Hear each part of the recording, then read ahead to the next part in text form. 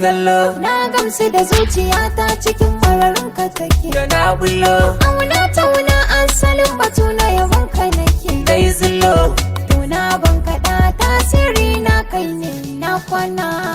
mun tashi lafiya dan jiya nai waraka hakin bani kin kuma mun yi shirin mu daka Yaushe za mu daddaka dan na kure a daka nima.